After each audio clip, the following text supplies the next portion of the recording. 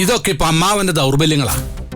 അതുകൊണ്ട് തന്നെ കതിരേശനെ തല്ലിച്ചാച്ച സാറിന്റെ യൂണിഫോം അഴിച്ചു വെപ്പിച്ചിട്ടേ അമ്മാവൻ അടങ്ങൂ.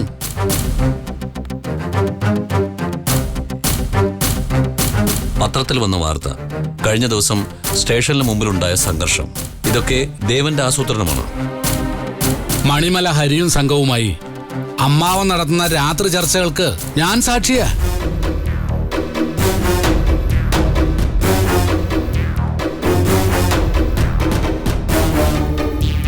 മിസ്റ്റർ വിഘ്നേഷ്, ഞാൻ കാര്യങ്ങൾ സ്ട്രെയിറ്റ് ആയിട്ട് പറയാം.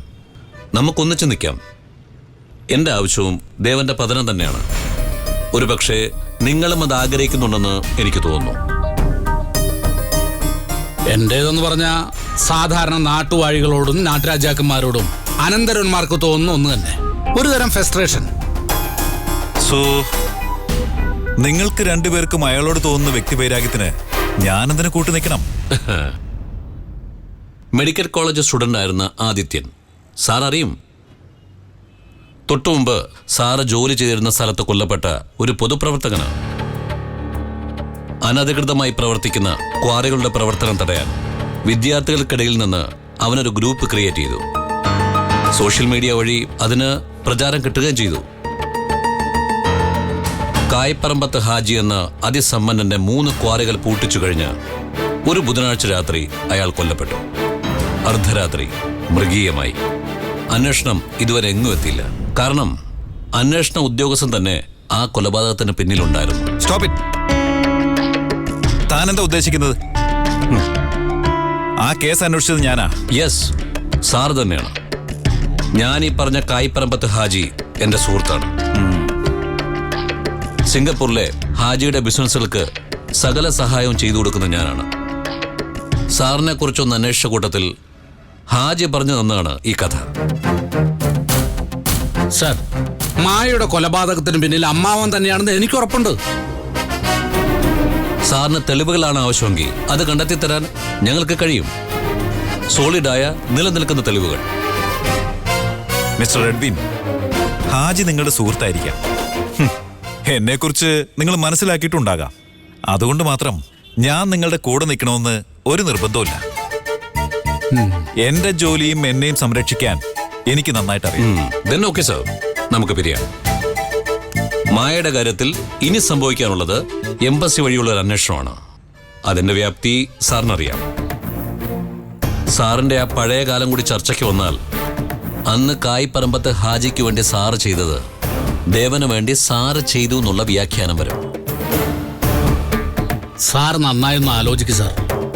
നോ, നിങ്ങൾ ഈ സംസാരിച്ചതെന്നൊക്കെ ഈ കുറ്റകൃത്യവുമായി നിങ്ങൾക്ക് ബന്ധമുണ്ടെന്ന് സംശയിക്കാനും അത് തെളിയിക്കാനും എനിക്ക് സാധിക്കും.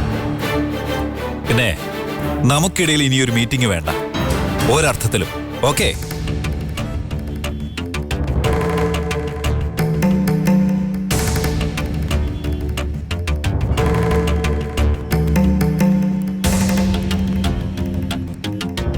എഡ്വിൻ, അയാളൊരു ഉയർന്ന റാങ്കുള്ള പോലീസുകാരനല്ല ജയന്തൻ. ഒരു ഹെഡ് കോൺസ്റ്റബിൾ സമ്മതിക്കുന്ന പോലെ അയാൾക്ക് സമ്മതിക്കാൻ പറ്റുമോ? അയാൾ ഹാജിയെ വിളിക്കും, സ്വയം ചിന്തിക്കും. അത് കഴിയുമ്പോൾ നമുക്കൊരു കോൾ വരും. I am sure. അല്ല, കണക്കൂട്ടലൊന്നും പിഴക്കില്ലല്ലോ? ഇതുവരെ ഇല്ല, ഇനി സാധ്യതയില്ല. Wait Jayanthan, wait.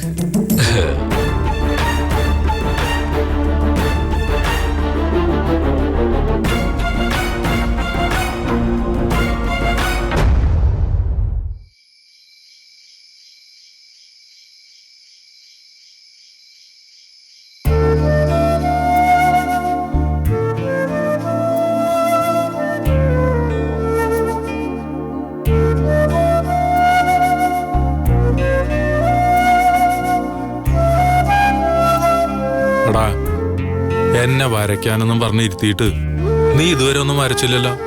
വരയ്ക്കുന്നില്ലേ? ഇപ്പൊ വരയ്ക്കാം. നിന്നെ നോക്കിയിരുന്നിട്ട് എന്റെ കഴുത്ത് വേദനിക്കുന്നുണ്ട്. ഇനി ഞാൻ കുമ്പിട്ടിരിക്കുന്ന പടം വരച്ചാ മതി. ഏട്ടനെ വരയ്ക്കാൻ പറ്റുന്നില്ല, ഒരു കണക്ക് കിട്ടാത്ത പോലെ. അതെന്താടാ?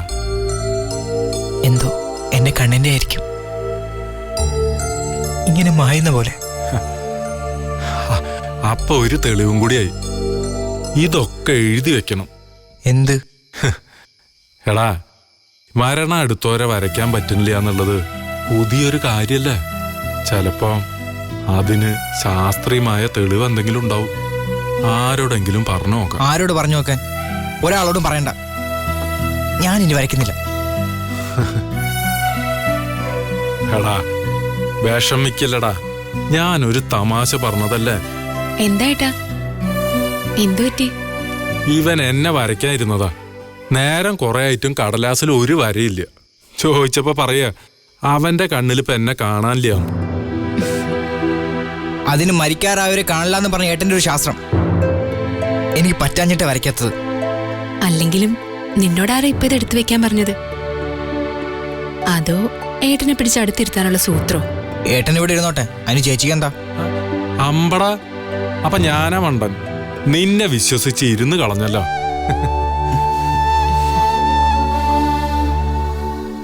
ഏട്ടാ, ഞാനും ഏട്ടൻ്റെ മടി കിടന്നോട്ടെ. ഉം.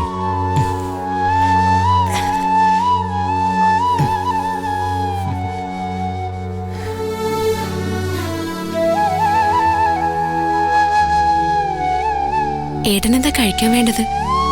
ലില്ലിയേച്ചി എന്തോ കുമ്പിളപ്പോ അങ്ങനെ എന്തോ ഉണ്ടാക്കുന്നുണ്ട്.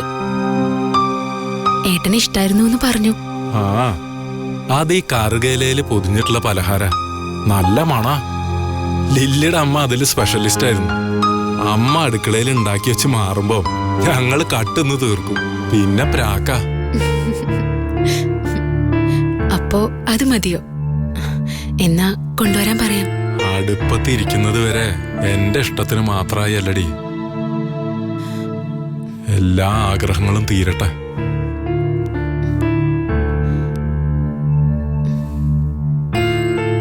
അതല്ല ഏട്ടാ, എന്താ ചെയ്യാന്നറിയാത്ത അവസ്ഥയില എല്ലാരും. ഞങ്ങൾ ഇങ്ങനെയൊക്കെ അല്ലാതെ പിന്നെ. ഏട്ടൻ വെറുതെ ചോദിച്ചതാടി. ഗിരി നിന്നെ വിളിച്ചോ? ഇല്ല. അവനെന്താ വിളിക്കാത്തത്? പിന്നെ ഒന്നും പറഞ്ഞൂല്ല. അക്കാര്യമൊക്കെ ദേവൻ സാറ് നോക്കിക്കോളും. ഏട്ടൻ പേടിക്കണ്ട. പേടിക്കണ്ട. പിന്നെ അമ്മായി ചെറിയ സംഭവമാണോ? ഈ സമയത്തിനുള്ളില് അവന്റെ മനസ്സ് മാറിയിട്ടുണ്ടാവുമെന്ന് എനിക്ക്. ഒന്നും മാറില്ല. എല്ലാം നടക്കും. എല്ലാവരുടെയും അനുഗ്രഹത്തോടെ തന്നെ. അതിനെന്തെങ്കിലും വഴി ദൈവം തന്നെ കാണിക്കും.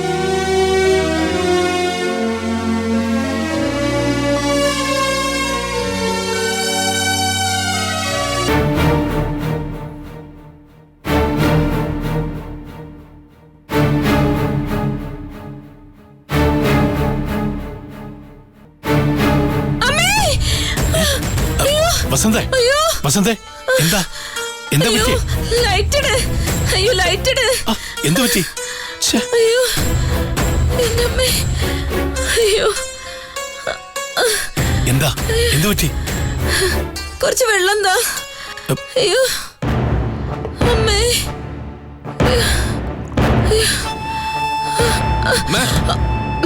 അമ്മേ, അച്ഛാ. എടാ, എന്താ നോക്കി? എന്തു പറ്റി അമ്മേ? അത് പറയടോ, താൻ എന്തെങ്കിലും സ്വപ്നം കണ്ടോ? മാധവേട്ടാ. ആ, അയ്യോ എടോ, എന്താ നീ പറ. മാധവേട്ടാ, എനിക്ക് കതിരേശന്റെ വീട് വരെ ഒന്ന് പോണം. എന്തിന്? എനിക്ക് ഇപ്പൊ തന്നെ പോണം. പോയേ പറ്റൂ. മാധവേട്ടൻ എന്റെ കൂടെ ഒന്ന് വാ. താൻ എന്താടോ ഈ പറയുന്നേ? മനസ്സിലായില്ല അച്ഛാ. അമ്മ കണ്ട സ്വപ്നത്തിന് കുറ്റം ഹേട്ടനും കുടുംബത്തിനായിരിക്കും. രാത്രി തന്നെ പോയി ബഹളം വെക്കാനായിരിക്കും. ഓ, അതൊന്നും അല്ല മാധവേട്ടാ. ഞാൻ പറയുന്ന ഒന്ന് കേൾക്ക്. അവരെ ദ്രോഹിക്കാനൊന്നും അല്ല ഞാൻ പോകുന്നത്. എനിക്ക് അവരെല്ലാരും ഒന്ന് കാണണം. അച്ഛൻ പോയി കിടക്കാൻ നോക്ക്. പറ്റില്ല, എനിക്ക് പോണം. നിങ്ങൾ ആരും വന്നില്ലെങ്കിൽ ഞാൻ ഒറ്റയ്ക്ക് പോകും. എടോ, ഞാൻ അവരെയാ സ്വപ്നം കണ്ടത്.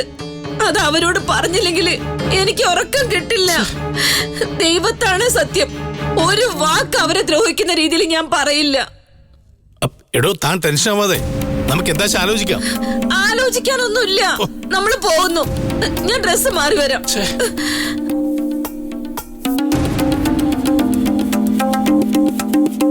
എന്താണ് ഇനിയിപ്പോ ചെയ്യാ? അച്ഛാ ഉറപ്പ് അമ്മ ഈ കാണിക്കുന്നൊന്നും അവിടെ ചെല്ലുമ്പോ ഉണ്ടാവില്ല. അല്ലെങ്കിൽ പിന്നെ ഈ പാതിരാത്രിക്ക് പെട്ടെന്ന് എവിടെ നിന്ന് ഒരു സ്നേഹം പൊട്ടി മുളച്ചേ? ഓ, എനിക്കറിയില്ല. അമ്മയ്ക്ക് പോണെങ്കിൽ നാളെ രാവിലെ പോട്ടെ. അല്ലാതെ ആ, എന്തെങ്കിലും ആവട്ടെ, ഞാനൊന്ന് പോയിട്ട് വരാം. അല്ലെങ്കിൽ പിന്നെ അത് മതി.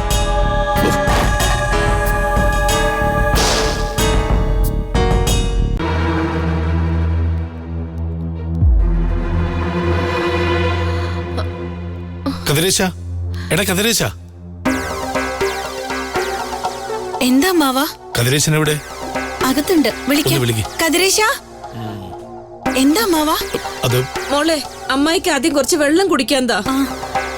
ഛെ,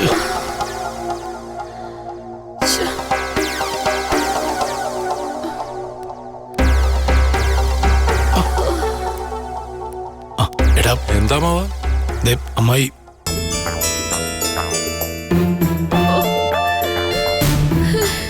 എന്താ മായി? എടാ, അമ്മായി എന്തോ സ്വപ്നം കണ്ട് ചാടി എണീറ്റു. ദേ, ആ നിമിഷം തുടങ്ങിയതാ ഇങ്ങോട്ട് വരണമെന്നുള്ള ബഹളം. എന്തു പറ്റി അമ്മായി? അമ്മായി വെള്ളം കുടിക്കേ.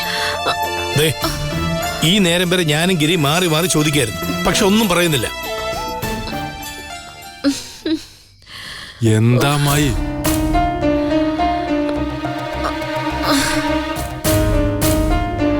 കതിരേശ, ഞാൻ നിന്നോട് ഒരുപാട് തെറ്റുകൾ ചെയ്തിട്ടുണ്ട്.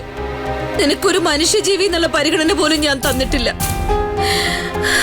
അതിനുള്ള ശിക്ഷയായത്. അമ്മായി കാര്യം എന്താന്ന് പറ. എടോ, നീ ഇനിയെങ്കിലും കാര്യം എന്താ വെച്ചാ പറ. അല്ലാതെ ഇത്രയും ദൂരം ഇവരെയൊക്കെ വിളിച്ച് എഴുന്നേപ്പിച്ചിട്ട്.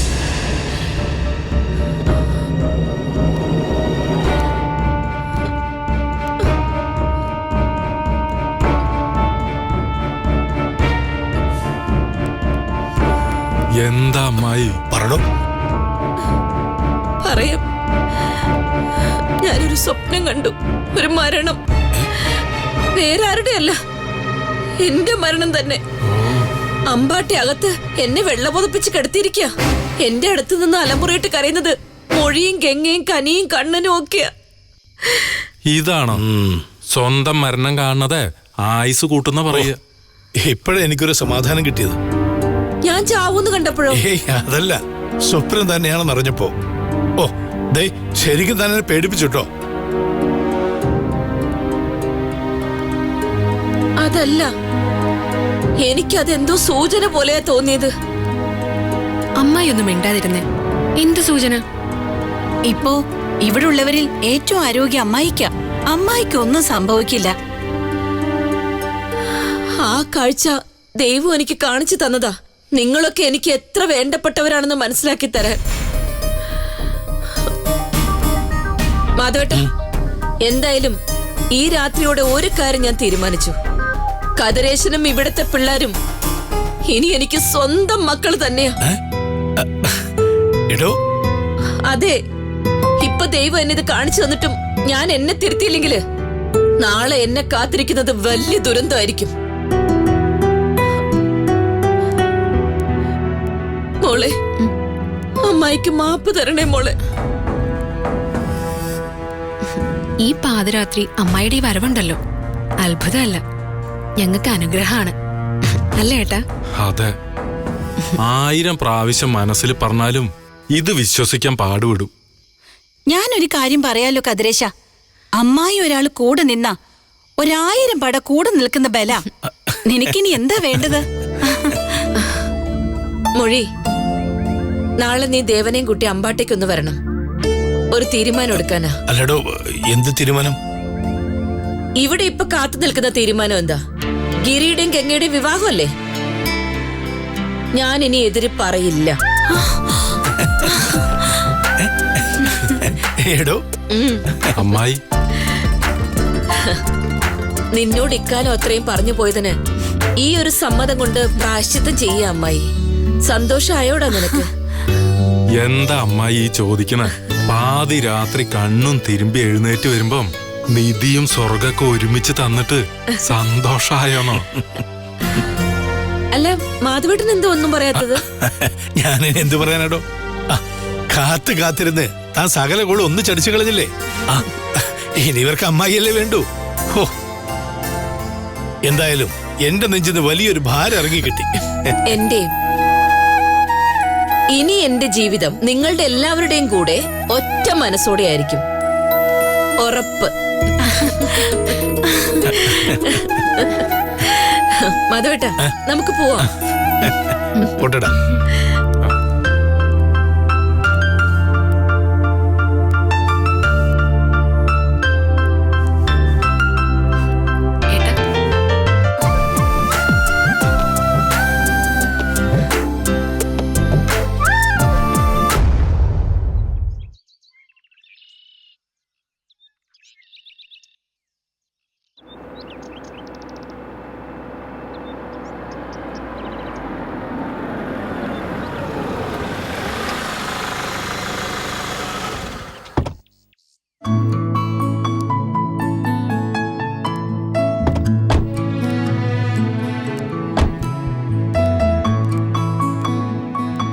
അമ്മായി ഇന്നലെ കണ്ട സ്വപ്നം മറന്നോന്നറിയില്ല. ഈശ്വര, അമ്മായി പിന്നെ ഉറങ്ങിയിട്ടുണ്ടാവരുതേ. ഞാൻ കാത്തിരിക്ക. അമ്മാവ, അമ്മായി വേറെ സ്വപ്നമൊന്നും കണ്ടില്ലല്ലോ ഇന്നലെ പറഞ്ഞത് തിരുത്താൻ. എന്തായാലും ഇതുവരെ ഇല്ല. രാവിലെ അത് തന്നെ പറയുന്നത് കേട്ടു. സാറിന് ഇതുവരെ വിശ്വാസം വന്നിട്ടില്ല? ഇത്ര നേരം അടുത്തിരുന്ന് എനിക്ക് വിശ്വാസം വന്നിട്ടില്ല. പിന്നെയാ കതിരേശൻ അസുഖം വന്നതിന് ശേഷം ഞാൻ അങ്ങനെ ദൈവത്തിന് വിളിയോ പ്രാർത്ഥനയോ ഒന്നും ഉണ്ടായിരുന്നില്ല. പക്ഷേ ഇന്നലെ മനസ്സറിഞ്ഞ് ഞാൻ പ്രാർത്ഥിച്ചു. വസന്തയുടെ മനസ്സിനൊരു മാറ്റം വരുത്തുക എന്ന് പറഞ്ഞാൽ അത് മനുഷ്യ സഹജമല്ല. എന്തായാലും നന്നായി. വാ മോളെ.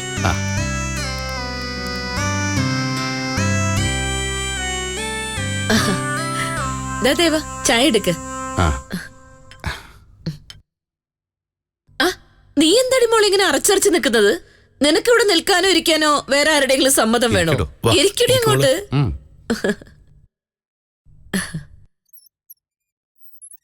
എടോ, ഇന്നലെ താൻ പറഞ്ഞ കാര്യത്തിന് അവര് വന്നിരിക്കുന്ന. നിങ്ങൾ കളിയാക്ക? അത് ഞാൻ മറന്നിട്ടൊന്നുമില്ല. ഓ, അപ്പോ അമ്മായി മനസ്സറിഞ്ഞെടുത്ത തീരുമാനം തന്നെയാ അല്ലേ? അതെ. പിന്നെ നമുക്കിനി പഴയ കാര്യങ്ങൾ ചർച്ച ചെയ്ത് സമയം കളയണ്ട. കാര്യങ്ങൾ തീരുമാനിച്ചാ മതി, അല്ലേ ദേവാ? എത്രയും പെട്ടെന്ന് വേണമെങ്കിൽ നാളെയോ മറ്റന്നാളോ ഒരു മുഹൂർത്തം നോക്കാം. ഒരുപാട് ആളുകൾ എന്നും വിളിച്ചു കൂട്ടാനൊന്നും നിൽക്കണ്ടെന്നേ. ഏതെങ്കിലും അമ്പലത്തിൽ വെച്ചൊരു ചടങ്ങ് അതുപോരെ? അയ്യോ, ആർഭാടായിട്ട് നടത്തണമെങ്കിൽ എനിക്ക് അതിനും വിരോധമില്ല കേട്ടോ. ഏയ്, ഇപ്പോഴത്തെ അവസ്ഥയിൽ ആർഭാടം വേണ്ട. എന്താ മൊഴി? പിന്നെ എന്തൊക്കെയാ വേണ്ടതെന്ന് എന്നോട് ആലോചിക്കാൻ പോലും നിൽക്കണ്ട. നിങ്ങൾ അങ്ങ് നടത്തിയാ മതി. അമ്മായി,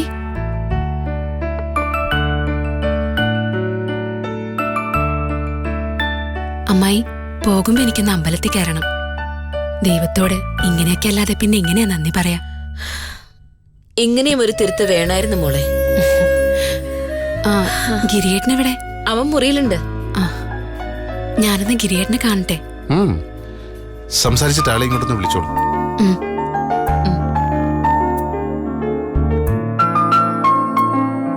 അല്ല മാധവേട്ടാ, അവനിനി എന്തഭിപ്രായം പറയാനാ? മാധവേട്ടാ, നിങ്ങൾ ആ ജോത്സ്യനെ ഒന്ന് വിളിക്ക്. ഇനി എന്തിനാ വെച്ച് നിട്ടുന്നേ? ദിവസം ഇപ്പൊ തന്നെ കുറിക്കാലോ. വിളിക്കാം. താനത് സമാധാനിക്കണോ? ഇനി എനിക്ക് സൗകര്യം തരില്ല ദേവാ. ഒരു കാര്യം നടത്താൻ തീരുമാനിച്ചാ പിന്നെ അതിന്റെ വെപ്രാള ഇവൾക്ക്. ഇതൊക്കെ കാണാൻ രസമല്ലേ? ഓരോരുത്തരുടെ മനസ്സ് മാറുമ്പോഴും ആ കുടുംബത്തിലേക്ക് കൂടുതൽ വെളിച്ചം കിടന്നില്ല. കതിരേശന്റെ മനസ്സിലേക്കും.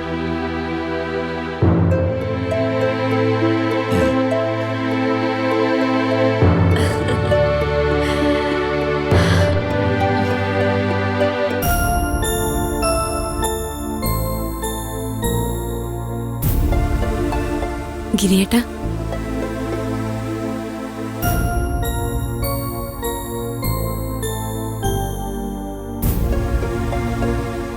ഗിരിയേട്ടൻ എന്താ അങ്ങോട്ട് വരാതിരുന്നേ? എനിക്കവിടെ എന്താ റോള്? ഒരു ബലിക്കും മൃഗത്തിന് ആരും ക്ഷണക്കത്ത് കൊടുക്കില്ല. സമയമാകുമ്പോ എഴുന്നള്ളിക്കേ ഉള്ളൂ. ഗിരിയേട്ടൻ സമ്മതം പറഞ്ഞതല്ലേ? ചുറ്റും തീയിട്ടൊരാൾ അതിനെ നടുക്ക് നിർത്തി അയാളുടെ കണ്ണു നിറഞ്ഞു കണ്ട അത് മനോവേദനയുടെ കണ്ണീരാന്ന് വ്യാഖ്യാനിക്കും ചിലര്. ഒട്ടും മാറില്ലെന്ന് കരുതിയ അമ്മ പോലും എന്നെ തോപ്പിക്കാൻ ദൈവം തന്നെ നേരിട്ടിറങ്ങി സ്വപ്നം കൊണ്ട്.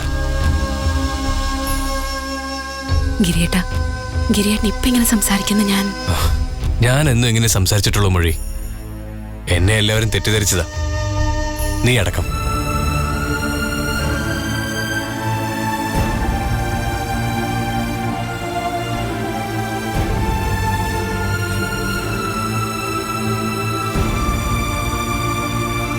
മൊഴി പോയിക്കോ, നമ്മളിനി എന്ത് സംസാരിക്കാം?